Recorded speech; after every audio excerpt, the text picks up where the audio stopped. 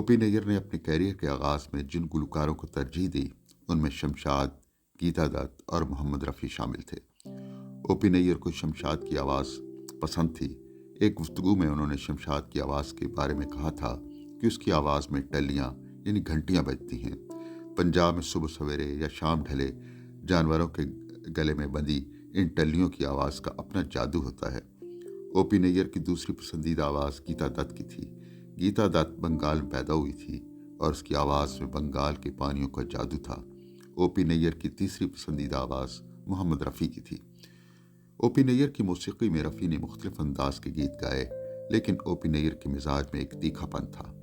वो जद अदम ने कहा है कि अदम खुलूस के बंदों में एक खामी है, सितम ज़रीफ बड़े जल्दबाज होते हैं। मिजाज के इस तीखेपन की वजह से ओपी नैयर साहब ने ज़िंदगी में बहुत से नुकसान भी उठाए।